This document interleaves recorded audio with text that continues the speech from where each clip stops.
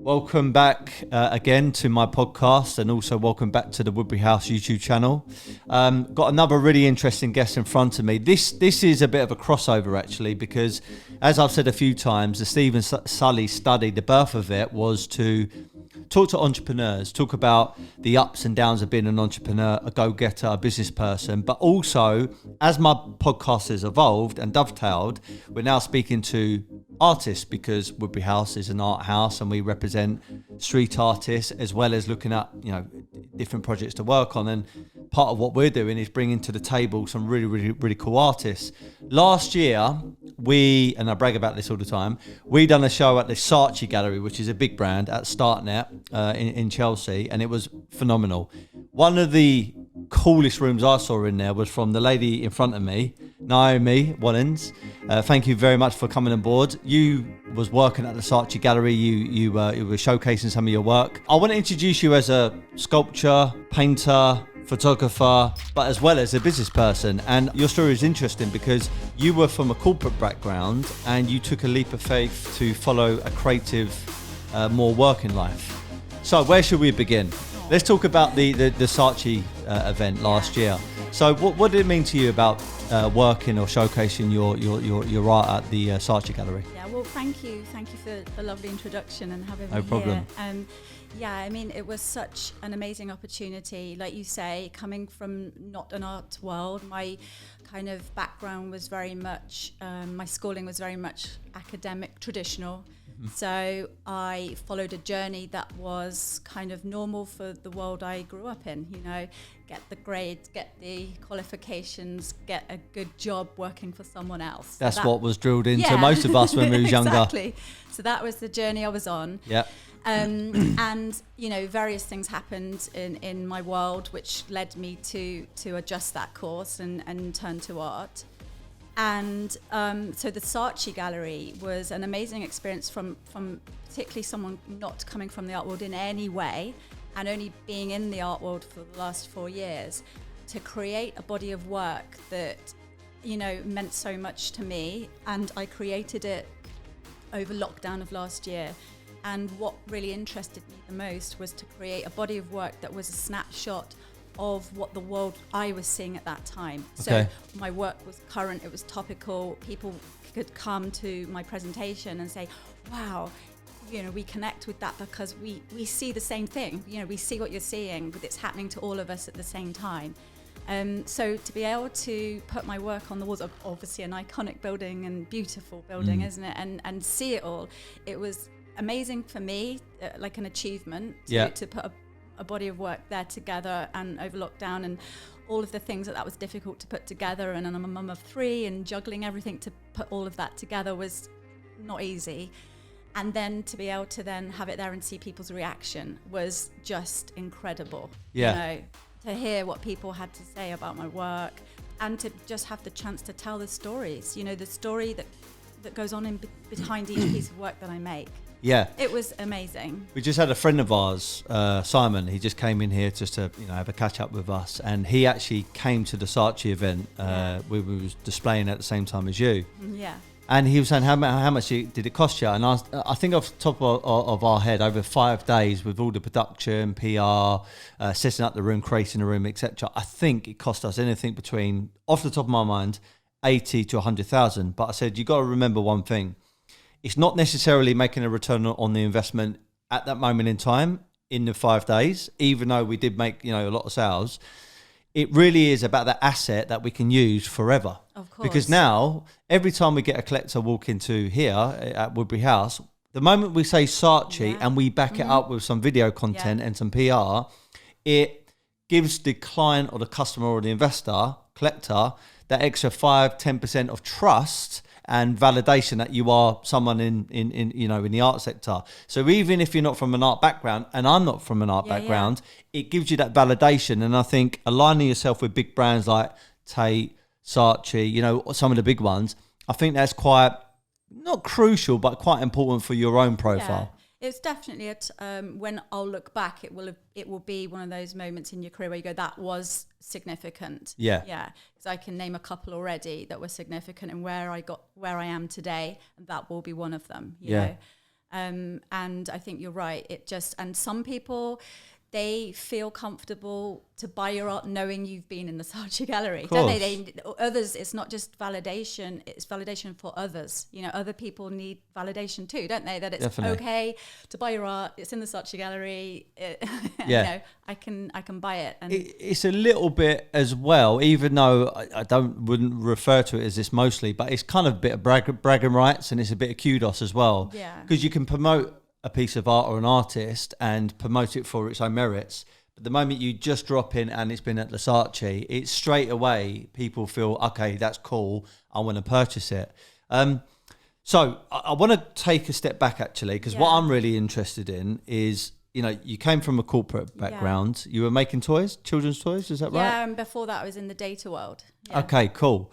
That takes a lot of courage to step away from something that might be perceived as, let's say, a comfort zone, because you're a mother, you've got 3 children, you've had a long career in this sector, and, you know, maybe family, I'm not saying they would, but I know my family, if I was in something for like, I'll give you my own story. I was a plumber before I got into the world of sales, and I was qualified. I had Corgi Register, and my mum and dad always used to say to me, if you get a qualification like that, you'll never go skint, in their words. But I never liked it. I didn't have a passion for it, and I knew how to get out of there. And when I was trying to make that transition out of it, they wasn't very receptive to it. They were like, no, you're making a wrong decision. And I made a podcast some time ago, which goes like this. It's you either make your own plan or you become someone else's. And sometimes you do fall into someone else's plan, who is your family members. So talk to me about that. So you're in the corporate world. How come you made that transition? Yeah, well, very similar story to you, Steve. I was, you know, followed this very traditional academic route, and like you say, you're the world that you've grown up in, whether that's your parents, your peers, your external environment as a child. It's you know, leading you to a life designed by society, isn't it, for that world you're living in? Definitely. So for me, it was very much get the grade, get a good job, you know, and as a woman, you then look at you know, be a good mum, be a good wife, be a good person, you know, have kids, get a mortgage, get a good job, get a good husband. He's got to be a good man, you know, and your life has got to look this way. And I think that many of us have that you know, we are on this journey, you know, which is largely designed by someone else or something else. And we're taught, I think, by society that to strive for this, you'll then feel alive when you get there. And I did that. You know, I followed this journey. I did all the right things. The textbook way, the things I'd been taught, conditioned, programmed to do as a person. And I got to that point, and I couldn't have felt less alive, you know? Yeah, empty and hollow almost. Correct. And there was just this kind of whispering inside of me, you know, when I got to that place, going, wasn't it supposed to be more beautiful than this? You know, weren't you supposed to be happier than you are at this point? You've got everything, in inverted commas, in terms of what society have wanted for you. Yeah. So I was in that position, and it kind of, I have 3 children, and my eldest daughter, she's now nearly 15, but at the time she'd started school.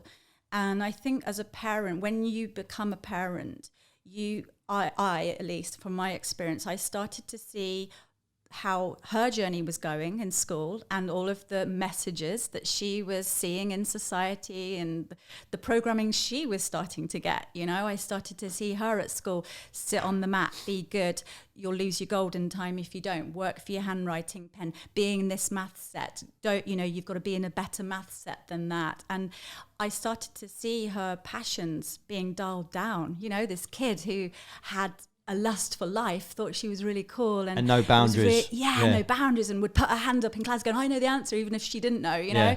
Started and was creative and loved to draw and dance and sing. I started to see all of that completely dialed down over 3 years. And I think when you're a parent watching that, you know, it kind of reminds you of your own journey. It reminded me of my own journey. And then you start to ask questions, well, that got you to where you are today, you're largely unhappy. Is that what you want for your child? You know, do you want her to follow the same way? Is there a better way for her? And it coincided with other couple of things in my life, like my mum's battle with breast cancer. It was all happening at the same time.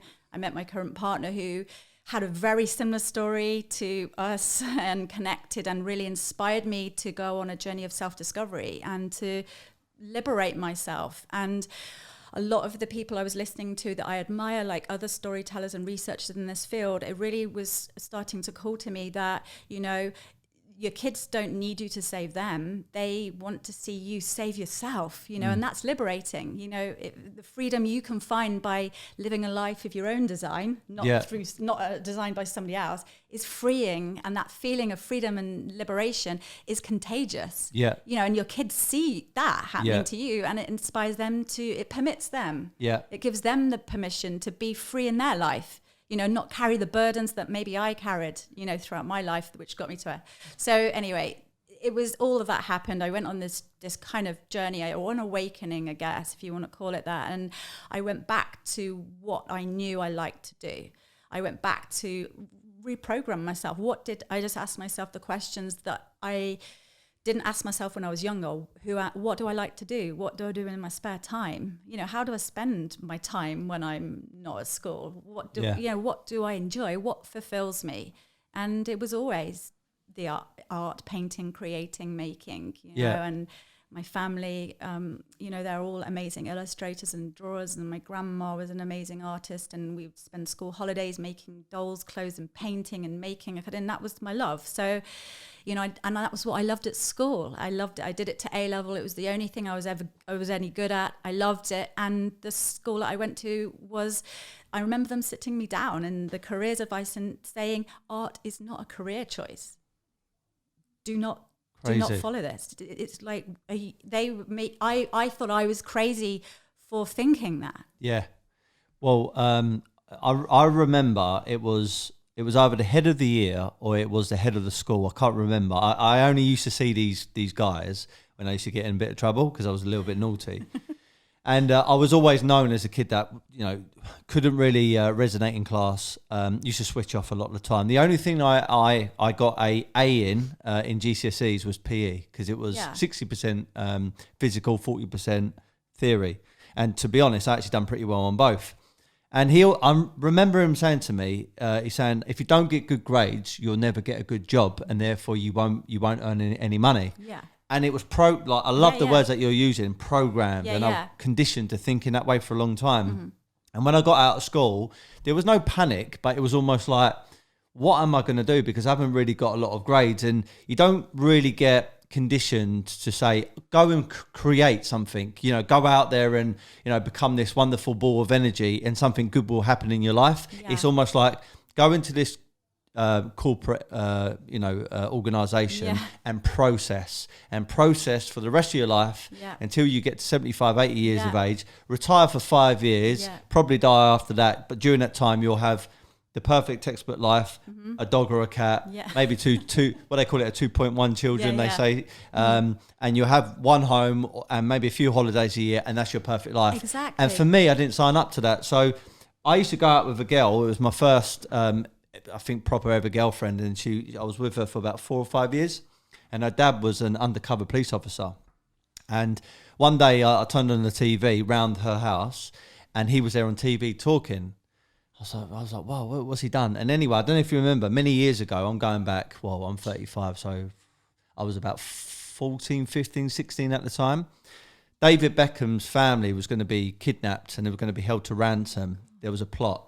And basically this organisation who tried to plot to kidnap Victoria Beckham and the kids, he was the undercover police officer to set up the whole thing and then bust the criminals. Yeah. And he was leading it. Yeah. And this man, a guy called Keith, very strong guy, you know, very confident, and he was earning, I think, and I'm slightly guessing, but probably up to about 70 or 80 grand, roughly, back then.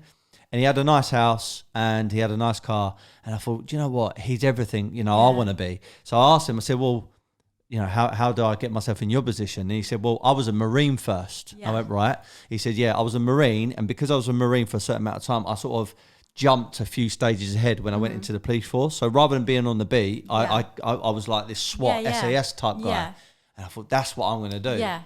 So I signed up to be a Marine, and I also box as well. I still box right now, and I've always been, good at sport and boxing and stuff. And I thought that would be so fitting for me. Yeah. And that was basically the blueprint I was going to follow. And it was only my mum and dad turned around to me. My mum basically cried, said, "You're going to get killed. If you go to war, they're going to send you off to war, and you're going to die." And she said, get a career as a plumber. And just like you, I just found myself going down this other route, which I just wasn't interested in. And I've told this story a few times. Fast forward the clock, I had a motorbike accident in 2005, and I split my kidney open. I was laying in hospital, and a friend of mine who was a salesperson came and saw me and said, "Look, get yourself better. I think you'll be good at sales. You've got the personality for it, and then come and get a job interview." Yeah. And with that, I got better. I went down there, and the moment I walked into this sales organisation, I was like, I found my perfect role, because I didn't need any experience. No. I didn't need any qualifications. It was the first ever place I had ever witnessed in my life where the people who own the company said, "Your qualifications mean nothing in the sales environment." I tried to show them my CV, and they literally ripped it up, and they said, "It means nothing. It means nothing. It's all about your attitude." And it was the first time I was exposed to your attitude and your energy and your excitement and your enthusiasm will make you a success rather than your grades. Exactly. So I resonate with everything you're saying. Yeah, that's an amazing story. And I totally hear you on everything you've just said. And I think that when I'm just thinking about, you and I guess we didn't have an environment where we had the space to ask ourselves who we are. Like, you found your love and your calling, and you found your thing in that moment, didn't you? Like you said, when they tore it, and you're like, these are my kind of people. I can be myself. I can be seen and loved and appreciated for who I am. And I don't need anything else to make people think I'm good. I am good enough as I am. And that was amazing that you've found that, and you've got this moment, and now, and you're doing something you love. And I'm feel really happy that I have got to this place too, and that I've found something that I'm doing that makes me feel I can be who I am. Authentic. I am who I am. It's me. It's me and my journey and my stories, and I'm telling those stories, and I'm choosing to tell them through painting right now. But that's not, I'm not thinking that's exclusive to that. That's not where I'm going to perhaps be forever. It's just where I am right now. But I think it's really, when I'm looking at my kids, I really want them to have the space to figure that out while they're young, while they're kids, so they don't go on this journey of, chasing an ideal that they're programmed to chase, and then they get to that place like I did, like my partner did, similar story to you. He went into the Marine Special Forces, exactly the same thing, and that was seen as a good career, and he was a hero, and, working for the Special Forces and doing all this amazing heroic stuff, but he also couldn't have been more unhappy doing that. And and I'm looking at when I changed my family's life, when I had this moment and we liberated ourselves, and we were living in Bournemouth at the time. They were born in London. We moved out to Bournemouth when they were young, but we moved back into London, and I found an amazing school, which largely rebuilt my daughter Lottie, because she was this broken girl. She was 8 years old, saying she doesn't like herself anymore, because she'd been so crushed by this, and then bullied because she then felt bad about herself, and it was just a horrible situation. And I found this amazing school, and I remember my middle son, Frankie, so he was only 6 or 7 at the time, and he'd started to get into following YouTubers and gamers and people that review games and everything, and was following people like Dan TDM and PewDiePie and all these YouTubers that were making millions and millions of pounds by reviewing games and being gamers. And he was a young kid, but was really inspired by these people and wanted to spend time reviewing games. And he said, "I want to do that. I want to play my games and review them." And thousands of parents would have been horrified and been like, I had a friend I was talking to the other day saying, "Oh God, my son wants to be a gamer and I failed as a parent," and I was like, no. And I told her the story of Frankie, and he told his teacher this, and his teacher, a bit like the people that ripped up your CV, his teacher at the time was an amazing teacher, and said to him, I am not going to give you any homework for a term if you follow your dream and you set up that YouTube channel. Do it. Start doing it now. You're a kid. There is no time like the present. Do it now. And that was like the most amazing message she sent home to him, you know, to start doing it now. He developed his logo. He set up his YouTube channel. He bought with his pocket money this recording equipment to record his screen, you know, and I only listened to them the other day, and he's got those, hi, I'm Fanstar. Hey guys, you know, doing his podcast as this little kid. He's 13 now. But, you know, whilst he's not that's not the path he's followed, he's 13, but it has got him to where he is now. You know, he started to review the games. He looked at all the characters and the gameplay. He started to then sketch and illustrate characters. That's in the lockdown just now. He set up a website business and his Instagram account to illustrate characters. You know, he got a couple of jobs in where he was creating the designs on top, wrapping laptop covers, basically, to create in the characters on the design. And that's now making him think he wants to go into animation. So it's part of his journey. But, you know, he could have had a teacher that said, do your maths, knuckle down, get the grade, work out what you want to do when you're 18, when you get your grades and get your qualifications first, and then think about what your love is and what you want to do. And Frankie could have come home and we said, no, that's too much screen time, don't do it. But Frankie said, it's my work, I'm doing my work. You know, I'm not messing around on the screen timing, doing all the things that make parents afraid. I'm doing my work, this is my love. And that's got him to where he is. So that's kind of really inspiring me, seeing his journey. You know, you see your kids' journeys, and it's kind of inspiring me as well in terms of my work and things I put into my work. So really, really powerful story. It is very, very gripping, that. I want to ask you, okay, so a little bit more about your corporate life and stuff, because I'm interested, so I was, 19 years of age when I stood up. Basically, I broke down on the building site. Yeah. And apart from the motorbike accident, I was on this building site, and I won't go through the full story, but basically there was a guy who turned up in an Aston Martin, and he walked on the building site, walked out the building site, and I said to the foreman, I said, how come I need to be in high vis, gloves, hard hat, steel coat, toe cap boots? I'm covered in basically crap. Yeah. And he's walked in here, walked around the building site and left. How come he doesn't have to wear any of the protective gear? And the foreman said to me, because he owns the building site, son. And I was like, what? I said, how old is he? And he said, he's probably like mid-30s, just coming up to 40. I went down to the cellar, to the basement, and bearing in mind it was completely stripped bare, this building in Park Lane.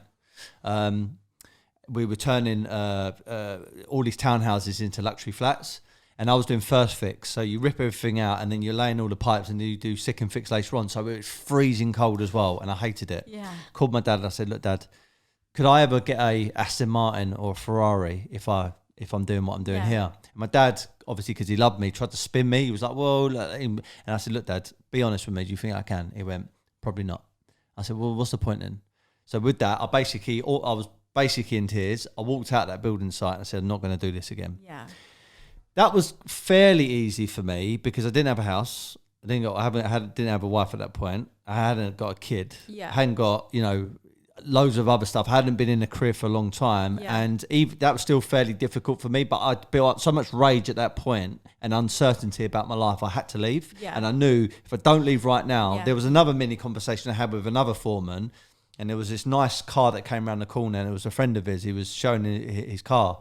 And as the car drove away, because I'm really into cars and I always have been as a kid. Yeah.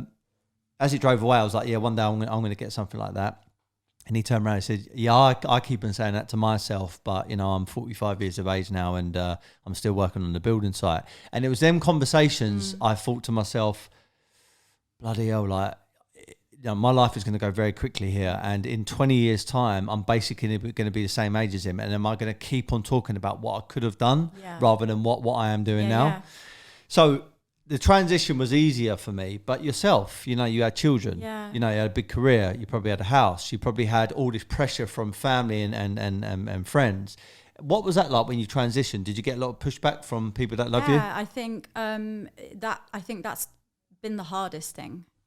When you move away from a life that looks on the surface amazing and good in society terms, I think that's one of the hardest things I've ever had to do is to move away from that. And it isn't the criticism that you get from the naysayers and people like, oh, you don't want to do that. Oh, you don't want to mess up that. Or you don't want to, oh, that will mess up your kids. Or if you do that and blah, blah, blah. It's the kind of quiet concern from those that love you that hurts and is the most difficult, or was the most difficult for me. You know, the unsaid things. And I think it's difficult because people love you and they want you to be happy, and they think that they worry, don't they? They worry for what you're about to do. They worry for what's going to happen to you. And by you taking a risk in their world, in their eyes, would feel like a risk to them. And uncertainty is there. You don't know what you're moving into and whether it's going to pay off. And you don't know whether, you know, the children are going to work out. You know, it's all their own fears that they project onto you. Yeah. So I found, and also I was in a marriage that I had to work through and move away from as well. And it's not an easy thing that when the people around you that love you, they worry for you and they project those fears on you. And I think very much so I had to almost get myself into a safe space, a safe island, you know, move back to London, set up, you know, a new life for me and the kids.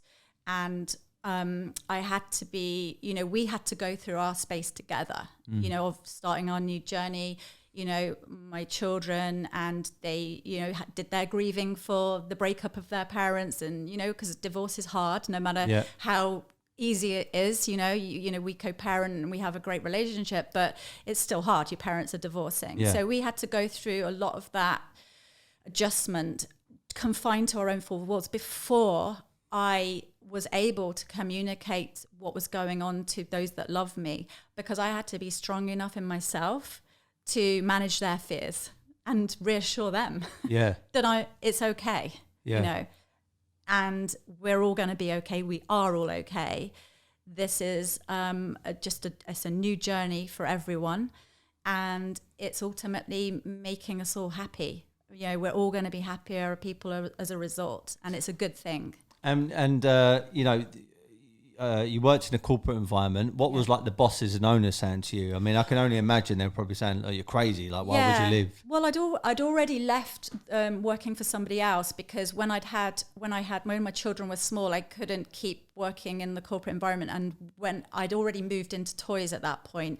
So I worked with a couple of other girls and we set up our own toy agency. So we worked for ourselves at that point anyway. Okay. But I do remember when I was in the data world and I was kind of, 23, and I'd done everything that I'd been told, you know. I was lucky in that I could comply, if you want to say that. Yeah. You know, I could knuckle down and I could get the grades in whatever subjects I had to, didn't ask questions, got it done, went and got my degree, you know, did all the things I was told to do, got the job in the corporate world. And, you know, and as a young kid going up the corporate ladder, you know, I started to get the company car, the promotions. I felt like I was, you know, doing good at my job. And it's all like the trappings. Good. Yeah, exactly. Yeah. And I remember my director sitting me down in his office and saying, listen, you know, you can go on to good things. You're young, you're really good at what you do. And if you keep going and you keep working, there's no reason why you couldn't be on that top floor as a CEO in this company one day. And I can help you to do that. You know, I'm behind you. And that should have been a moment, you know, where you go, oh, this is a proud moment. And I couldn't have been more unhappy. It was like the world fell out from underneath me. And I was just like, and I resigned within a week, because I realized at that point, this, like a bit like you were saying about, you know, how you had that moment where you were on the building site and you were like, hang on a minute. And then you had that flash forward to 20 years forward. And then you could see how your life was going to pan out. Yeah. And it looked horrible to you. Yeah. I had that same moment. Yeah. And it wasn't a conversation like you. It was like I had to move away from this environment because I didn't want to live my life like that. Yeah. So before we talk about what you're doing now as an artist and what you've achieved so far and your plan for the future, what kind of, let's say a young person's listening to this, they're just about to finish school, or they have finished school, or they're actually in a career that they don't really want to be in, but they don't have, funny enough, I was actually on someone else's podcast, a guy from Birmingham, might be someone you know actually. He's actually currently in a career at the moment which he doesn't like, and I think he's mid-30s, and he was saying to me on his own podcast, like, how did you get the encouragement? And I gave him my rendition of it, but I want to get it from you. Like, what tips or what kind of mindset or what kind of triggers would you voice to the audience to give them the encouragement to take that first step? What are the kind of fundamentals, do you think? Well, I think it's really important to ask yourself truthfully who you are and what makes you tick. Like we were talking about, what is it, when you find out like who you are, what do you do in your spare time, like what makes you happy. Like if you were to spend a day by yourself and you had nothing else to do, what would you like to do? What hobbies do you have? Like what is it that you enjoy doing that fulfills you, I guess, as a person? And I think that for me, the biggest bit of advice would be not to take advice from others who have never tried to do what you're doing. Yeah. Because people always try and give you advice, don't they? Look, I like the two things I noticed, which is the irony. And don't get me wrong, I've probably done it in my time, and we all have. And I've had to correct myself and catch yourself. Yeah. But the two things, like, bless my dad, I love him to pieces, but sometimes he gives me. So I stopped eating meat, right, two and a bit years ago. There's loads of different reasons. I'm pescatarian, but I'm mostly plant during the week, and I feel great because of it. 35 years of age. I stopped fighting out the ring in 2013, and then 6 years later, after this new regime of like diet, I'm like, yeah, I'm ready to get back. And I went in there and beat a guy who's more active than me, a lot younger than me, he's 25 or something. And I'm like, whoa, it's all down to my training, but also my diet. Yeah.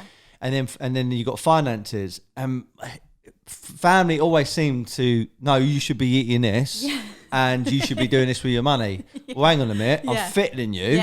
Number one, and number two, I'm not trying to brag, but I've made a bit more money than you. So, it seems to be that people always want to give their take on things, which is fine. Yeah. But it's knowing just to kind of not take that on board necessarily. Yeah. Take it with a pinch of salt if you want to say, or just thanks for your advice, but I'm not going to be taking it. Do you know what I mean? Yeah. Like my son, for example, he has the same nutrition as me, and I've always been quite strict with him. Yeah. He's never had chocolate, he's never had, sweets and all that kind of stuff. His treat is raisins, and he loves them, and he loves olives, and he loves peppers, and he loves hummus, and this is who, Steve? My son, who's 2 and a bit years of age. Yeah, he's called Mason. And I've always been quite strict with him, because when I was younger, I was addicted to sweets. And even still today, my Achilles heel was chocolate. Yeah. I mean, I love it. And don't get me wrong, a little bit here and there is fine, but I'm obsessed with the stuff. So I said, me and my missus said, look,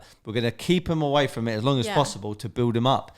Well, when my mum and dad come over, it's like, no, he should have a bit of this. You should. I'm the parent here. Let me do what I need to do. And he's active, he's smart, he's strong. I said, that is the case study. If he's really healthy, but you're trying to tell him to eat something else, which is going to make him unhealthy, where is the logic in that? And like you said, people always throw off their views and opinions, but you've got to find what works for you. And I think it's really like you've just said there, to set one thing I didn't even know what it was setting boundaries, and I think you can set boundaries, and they don't have to be nasty things. They're a way of loving, and knowing what's cool by you and what isn't, and that's okay, isn't it, to say to people, thanks for your advice, but this is me, it's my child, and this is the way I'm going to do it. And this is what's right for us as a family, Yeah. And I think that's okay to, when I was transitioning, I had to say to some friends, I really respect your concern for me, and I love you that you love me and you're worried for me, but really this is your stuff you're putting on me. It's not mine. I'm not telling you I'm afraid and that there's something going wrong with me. This is you thinking that. And so if that's okay, I don't want to listen to that.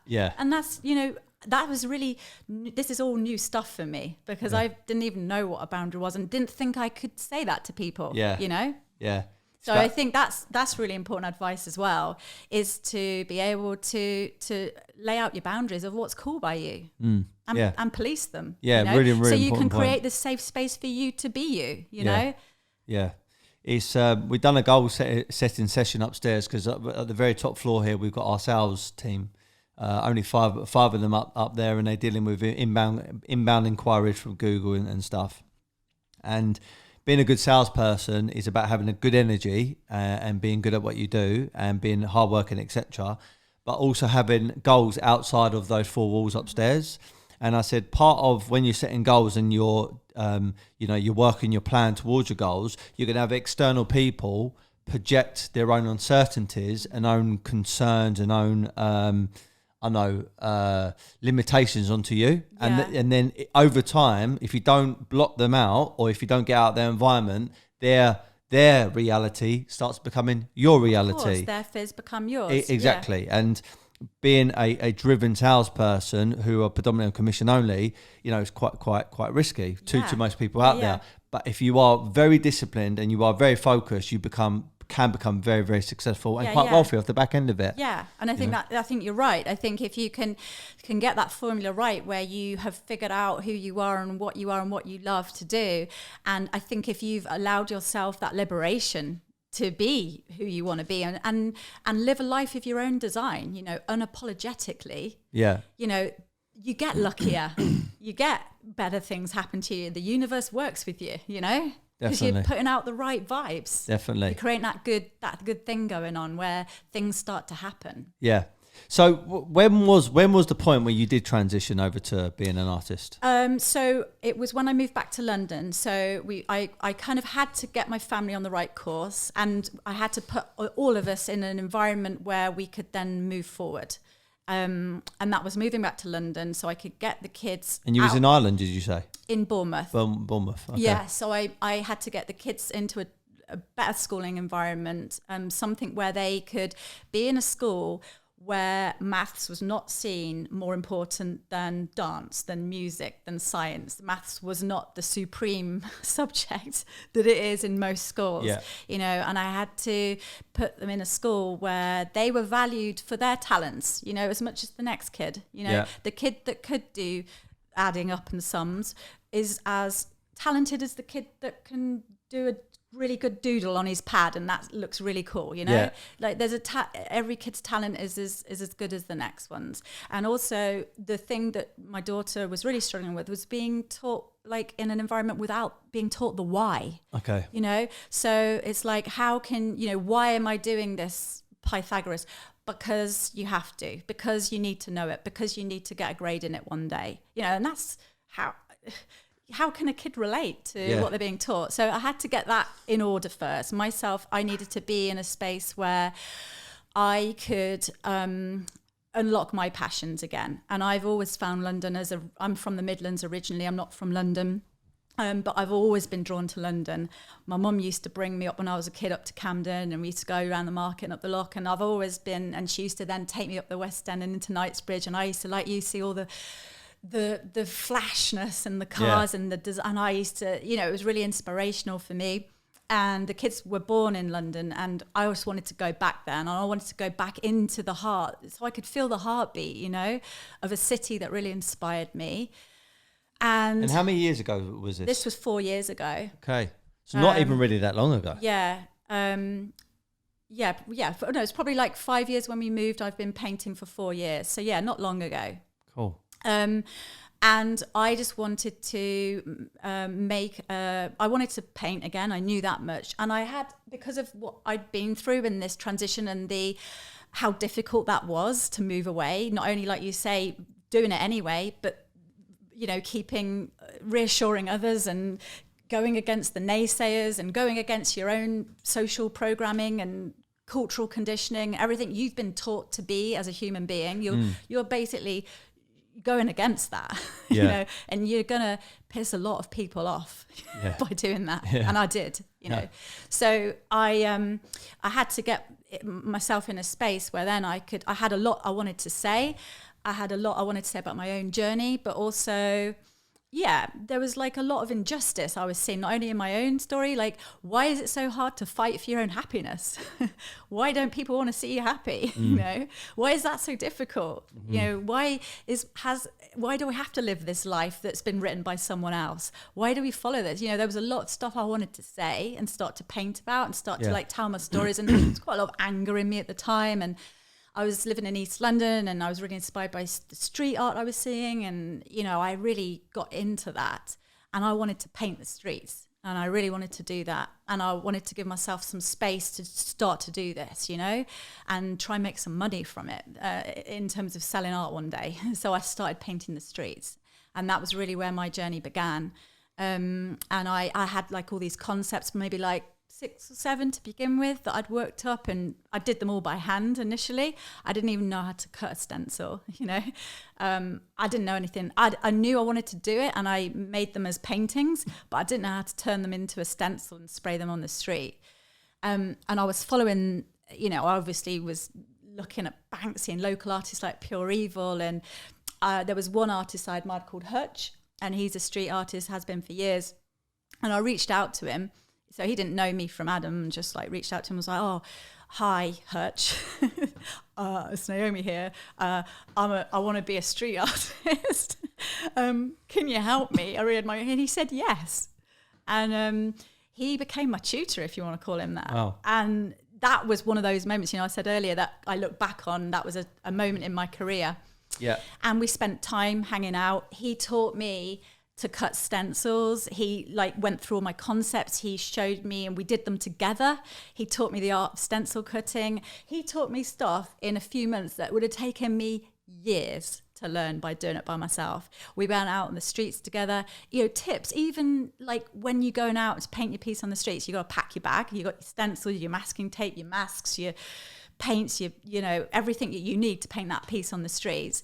You know, he's like, you don't want to be then get to the site and you're shaking your cans for 20 minutes, you know, drawing attention to yourself. So you shake all your cans, you know, the right caps are on, the lids are off. You've shaken them all before you leave your house. So when you get to the street, out you start doing what you've come here to do, you know, which I'd have been fumbling around, you know, shaking. I wouldn't have, you know, it's just stuff like that. And the nerdy stuff that I liked about him, because he was such a pro at cutting stencils.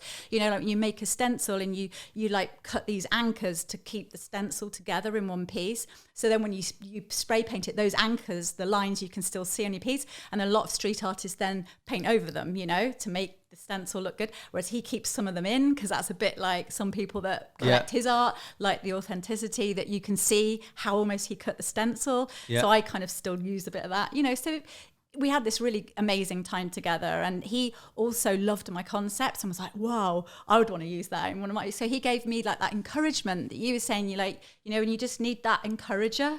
You don't need someone to say, I'm advising you to do this and this is the grade you need. You just need an encourager to go, that's cool, go for it. Go on, you can do it, go for it. And he was that person for me. And so I started painting the streets, and like, I had this kind of double life for a while, because I created an alter ego for myself. Okay. I was called Shy Guy. That's still my company name, Shy Guy. I didn't go under my own name. So my street, and that's still my street tag, Shy Guy. Why a Shy Guy? Well, it was just a name I came up with. My son, my son who's gaming, it was one of the Mario characters. And I just thought, I like that name. I'm going to call myself Shy Guy.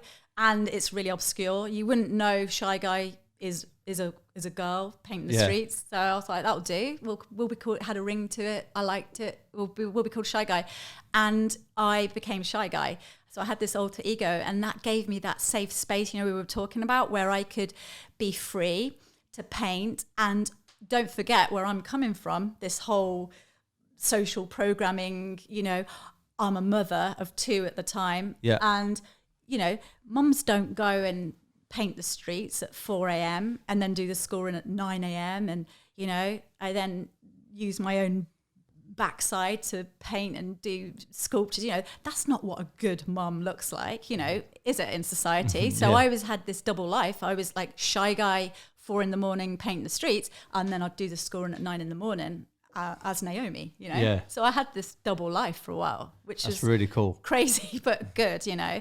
I'd walk past a piece I did the night before. I was like, I did that last night as Shy Guy. You know, I had this double life going on. That's really cool. And because I was afraid, I was too afraid to say the stories I was saying as Naomi in fear of what people would judge me and say, oh, you can't say that, or, you know, what you do, you know. So there was a big part of me that obviously wanted to tell my stories, but a bigger part of me that wanted to stay really small and under the radar, you know, and not be known. Because I was afraid. I was afraid of what people would say, because that was the life I'd come from. Yeah. So this is a question I ask a lot of, let's say, street artists. So I've interviewed Out Diaz from New York. Predominantly, most of the people I've actually interviewed are from New York. Guy called LA2. These are all affiliates of Hambleton. Yeah. Crash Days. There's a few. And when they first started, they were trying to corner certain parts of New York to get recognition, to be known as that's the artist that tags that tube or that railway line. And they corner certain streets of New York, and they become fairly famous in that local area. But then I always ask them the mindset of going from the streets where you're not earning any money, but it's like recognition, then into what we call like typical art, like commercializing your work. How did you make that transition? Because again, you're not from the art world. No. So who kind of molded you or mentored you into, you know, monetizing your artwork? Yeah, well, one of the other moments that I would say when I look back on my career, which was significant, was I met, I don't know if you know the guys at Beautiful Crime. Not so familiar. They're an art agency in the East End. They were set up to kind of represent kind of a new way in street art and urban art. And at the time, I think they're called the West Contemporary Gallery now, but they were called Beautiful Crime at the time. And I met these guys through a contact. And at the time, I'd also was not only painting the streets, but I was also putting my stencil paintings onto big other items. So, you know, I mentioned my family were all kind of artists. From a grandfather, he was like a cabinet maker. And my parents had like all this furniture that they called junk, you know, as a kid growing up. You know, as a kid, it was all old, dusty old furniture, you know. It wasn't cool, you know. You brought your friends around and be like a bit embarrassed, and there's all this junk furniture that they had, and they got rid of it because they moved out the Midlands down to another part of the country. And I took all this furniture because then I had an appreciation for it, because it was real cool, well made, huge pieces of stuff, you know. And there were pews and big overmantels and bars, and I got a confession box even, you know, and I started painting all these huge, massive pieces of, you know, and these beds that they'd bought, like these beds at auction my grandma had, that I then put together and built this huge, massive, like 8-foot bed from them, you know. And then I was painting all these pieces at the time in my signature style of my street art. Yeah. So I was starting to create a body of work, I guess, without really realizing that's what I was doing. Okay. And I'd also started to use my own body parts to make. I was making. See the vase, not the the vase. The bomb shaped for the lights. Yeah, and then so at the Saatchi they were the sculptures with the Jay-Z bottle of champagne in them. But they started off, I was making lamps from I basically took a cast of my own backside and then kind of made it into a sculpture and used that cast in Jesmonite. And then I started to graffiti them up, you know, to make lamps and stuff like that from them. Anyway, so I'd got quite a few pieces as well as painting the streets. And I met Beautiful Crime.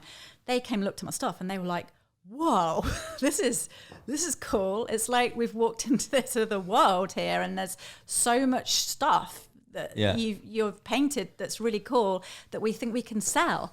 And we'd really like to represent you and are you interested in doing a solo show? So I was like, well, yeah, that'd be amazing. So that's what we did. We put on a show together, my first show, 2018, called Behind Closed Doors. Nice. So it was me opening up my life for the first time and showing my new world and everything I'd been working on for the last year or two. And we did that together. So they really made me then think about it as a business for the first time, which I needed to do, because that's then what I wanted to keep doing. I didn't want to go back to the corporate world once my money had run out and go, oh, I've got to go back with my tail between my legs and go back into data or working for someone else. I wanted so badly for this then to become a way I could make money doing something I loved. I'd found my thing, like you said, you found your thing. So they started to get my mind working in that way I needed to. How am I going to take beautiful pictures of them? How am I going to market that? How am I going to sell them? Like, who needs to, how do I get my stuff in front of collectors, people that are going to buy my stuff? So that was a real significant moment, meeting those guys, I'd say. Yeah, that sounds like even your tone, even like the way you are, your energy, I can tell you're going to become a success, because your product is one thing, but I think it's the energy behind the products that is always going to get it into the right organizations or the right collectors' hands. Yeah. And I think you definitely got that. So Saatchi, the first event behind closed doors. Yeah. What other things have you done? Have you done collaborations? Have you done these shows abroad? Yeah, not yet, but I really want to. So I guess it's been hard because since then I had a baby. So my littlest is the same age as your Mason, nice. Wolfie. So he's 2. So I had a baby and it was lockdown. So I've also, the last year, do you know what I mean? So I've also, since I kind of got off and luckily managed to sneak in the Saatchi show, didn't we? Yeah. Well, that was we've done 2 shows last year. We've done one at Marbella, Porto Romano. Did you? Yeah. And literally within a few weeks after that, everything locked down again. And then also the Saatchi Gallery. Yeah. So I went to Paris and did a show there, the Maison Object show, because I'd got all my bums, my art lamps in the shape of my bum, and I wanted to just test the market over. And I met some really good contacts over there who were like, God, your stuff can sell over here in the south of France and in Monte Carlo, and there's a real good market over here.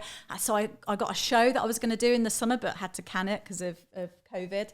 And then I really want to do the Miami show, because that was one thing that came out of the Saatchi show, and the new contacts I've started to make as a result. Like you say, it wasn't so much what happened at the show, it's been all of the business and contacts that have come through since that show. Things I'm still following up with, conversations I'm still having. But one of the things that came out was very much, you should take your stuff to the US for sure.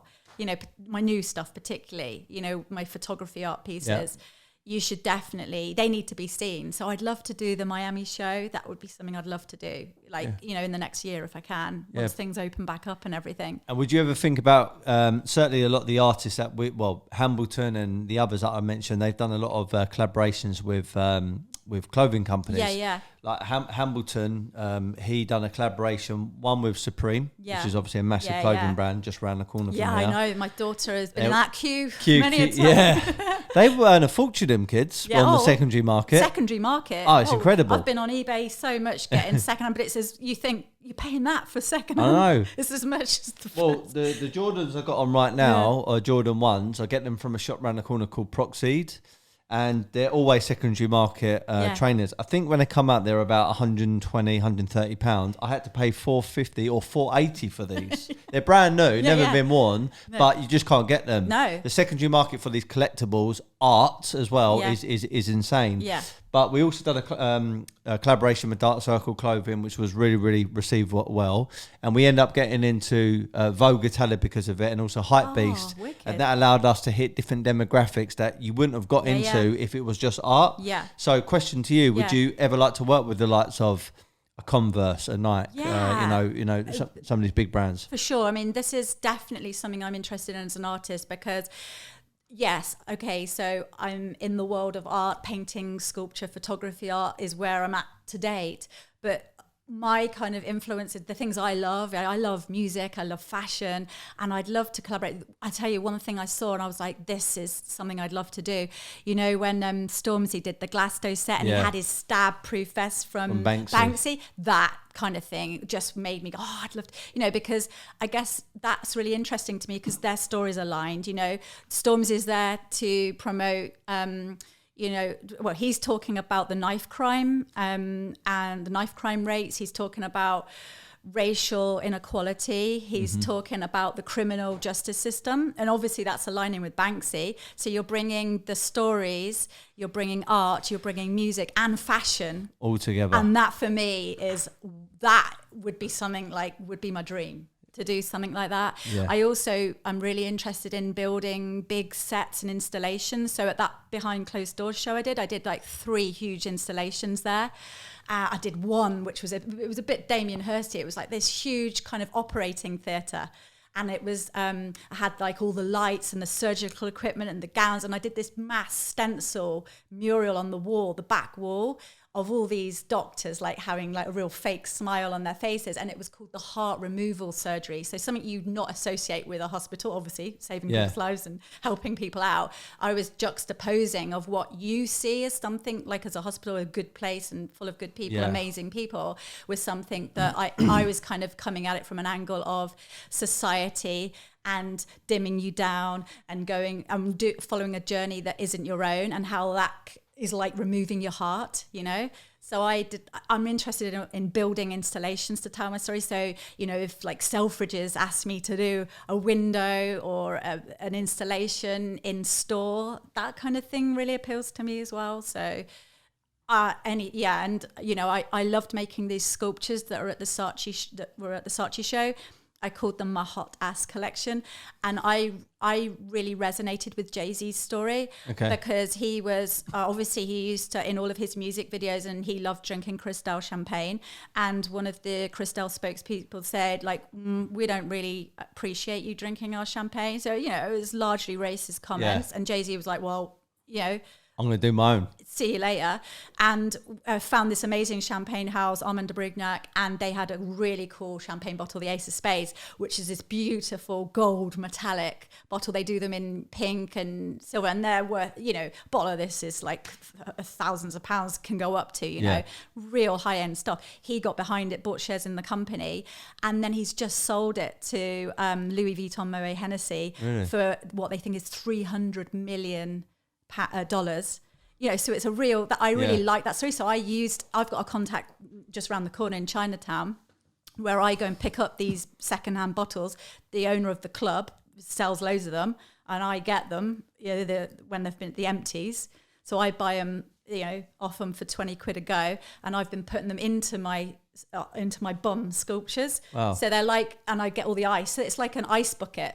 A bum-shaped ice bucket with my Jay-Z bottles of champagne, and they're the ones I took to the Saatchi Gallery. Cool. So I love bringing in, you know, all of the things that Different interest elements, me and other people's stories that align with my own. I was going to ask actually. So you said I was going to ask about what influences you, which you've kind of covered that, and some of the meanings behind some of your work. I think you referenced earlier, there was a point in your life where you felt a bit aggressive almost, and there were some statements. There was one I saw, I think, on the Daily Mail. Yeah. You had something written about you in there, about, you know, mum leaving a corporate job, following her passion in art.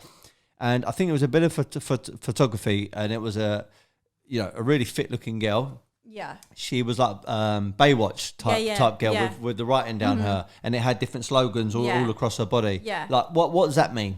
So it was called Save Yourself, this piece. That's it. And it's part of a trilogy. So this is what I took to the Saatchi Gallery. So photography has always been a part of my process. So I make all my stencils from my original photography or my partner's photography if it's of me, because I use myself largely in a lot of my work as well, or have done to date.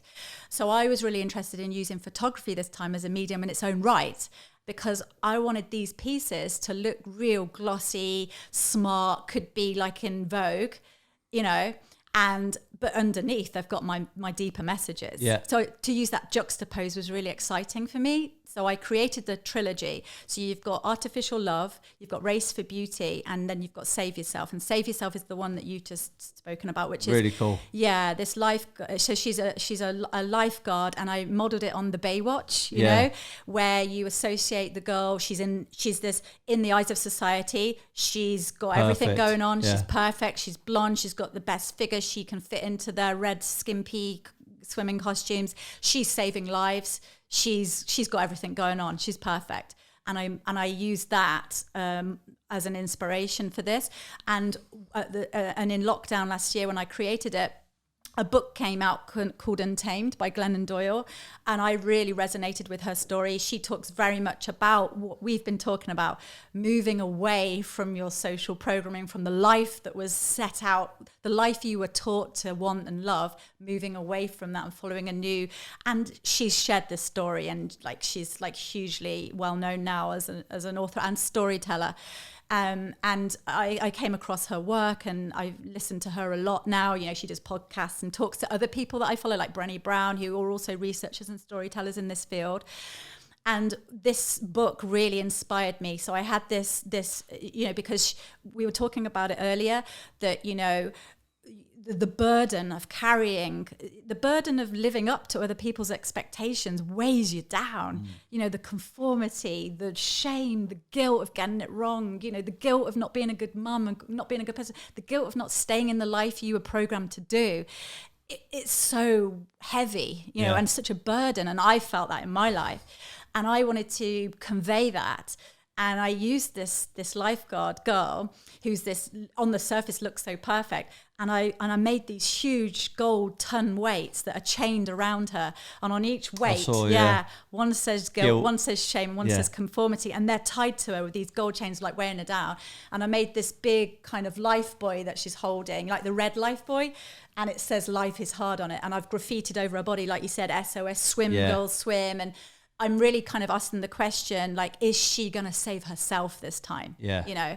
And I had like from all of the trilogy, because I put them all together of these 3 pieces, was phenomenal. The people, you know, and people's reactions to, I think what people saw in them is that they saw the freedom in that work, that I'm starting difficult conversations, things that happen to us all, and it permitted them the freedom to share with me at the Saatchi Gallery their stories. You know, that people bravely, I'd never met them before, were coming to me, sharing stories with me about their, you know, journeys and how they connected with the piece. And that was emotional for me. To see how that could connect with other people's stories. So so that Save Yourself is one, and I've got a series of limited prints that I'm selling of it now. Wicked. I was going to ask actually. So your originals to your limited editions. What's the price range between everything? Well, this is something I've really been looking at, because I've tried to diversify my product range a lot, you know, over lockdown, to suit all budgets really, because you know, you could get. So for example, the piece that was on the wall is like £3,000 to buy as a 1 of 11, 2,900. And what I've done is I've made a series of prints, so 1 of 50 of them, that you can buy for, I think, 290 quid. And some of my original work. So I do have some large scale works that are in I don't know if you saw the one that I've made of all the dimmer switches and stuff on the boards. I mean, they're massive, these pieces, you know, they're up to 10 grand. But then I'm also, with my butt shape things, they've really become a bit of a signature for me. Like people are like, oh yeah, you put your bums and everything and we want a bum. And like people have seen my work like as pieces of art, but they've all said, oh, but I can't afford a couple of grand for one of your Jay-Z, ice buckets, but do you make a bum-shaped ice bucket? I'm like, no, but I can do. So I'm working with a factory up in Stoke-on-Trent, because I've just discovered all ceramics lead to Stoke-on-Trent, it seems, in England. And I found a company that are producing them for me. So instead of doing what I normally do, I hand paint all my designs on them as one-off pieces of art. I've digitally drawn my art this time, and then printing them as decals, like transfers, and then so they're made as ceramics, and then the decal transfers are laid over them and then fired in the kiln. So my artwork is sealed into the ceramics. Wow. So that means I can produce hundreds of these things, sell them in the interiors market as well, and I can sell them for like 100 quid, you know, or 80 quid or whatever. So that's super cool. And that really excites me to go into other markets like the interiors market, stuff like that, you know, where I can bring my art into other places. Cool. So I've got 3 more things. This leads me perfectly onto this next question. So what is the future for you? I mean, what like, I know you've just touched on a few things, but 5, 10, 15 years from now, where are you going to be? What have you achieved? What kind of new things have you gone into? Well, my main thing is staying on this journey now. I never want to go back. That's a fear, a real fear though, you know, of going back to your old life, you know, and failing in your new life or whatever. And so I always want to be doing now I've found this freedom and doing something I love. I just want to always be doing that. I don't see it now as work, because I do it every day of my life. I don't have a day off, if you like, because I love it. So I do it every day. So I don't want to retire, because why would you retire for something you love, you know? So I always, if you're asking me where I want to be in 20 years, I want to keep doing what I love every day. Just keep on growing. Keep doing it. And I think I want to grow. I want to become more well-known. I want then to be able to collaborate with others. Some of the things we've been talking about really excites me. You know, I've got so many ideas that I've got right now that I'm working on today, you know, all the stuff we've spoken about, but also the NFTs. I'm trying to bring one of my characters, the compromise girl that's been on the walls in Whitecross Street, that she's an original piece of art. She's a character that I developed. I call her the compromise girl. I want to bring her to life and start to move her. And that excites me, you know, through digital art, to be able to do that. So I've got all these things I'm working on now, but there's so much more I want to do in the future. So it's just now, for me, the big learning is how to be seen. Yeah. You know, so how to get more and more people that I have as my own customer base, that I can, you know, I drop something or have a new idea and there's an audience there ready going, oh yeah, we love it and we want to order and blah, blah, blah. So I'm just trying to grow myself to a place like that is my short-term goal. Amazing stuff. Where can people find you? So on my website is naomiwallens.com. Okay. And my Instagram handle is @NaomiWallens. So you can DM me there. There's a shop I've got on my website where you can buy the prints, and you can buy, like, so my new ceramics range will be on there, stuff like that. And you can DM me for any originals and we'll send you all the details. Good stuff. Last question. So I came up with a quote. It's like a mantra, which goes like this: be happy. Never content. Be happy, never content. I built my own gym last year at my house, and I've even got the mat and also a stencil on the wall that says "Be happy, never content." It reminds me to live like that day to day. I've got my own view and interpretation of what that means, but I ask every guest, what does "Be happy, never content" mean to Naomi Wallens? Well, for me, contentment means a lot of the stuff we've been talking about. Having a good life, being a good person, staying in your box, complying, don't speaking up, being good. And happiness for me means leading your life wholeheartedly, you know, being truly happy, being present, having a voice, being seen and loved for who you are, and being in control of your own journey, writing your own story, not following somebody else's journey. So that for me is the true definition of happiness. Lovely stuff. Thank you very much. Thank you, Steve. Nice one. And my recommendation, definitely do more of these because you're very good at it. Thank you. No problem. All right, this comes out in a few weeks' time. It's going to be on YouTube, my podcast, Woodbury House's channel as well. Be happy, never content. And when it does come out, make sure you share, like it, and do all the good stuff. Cheers. Thank you, Steve. No problem.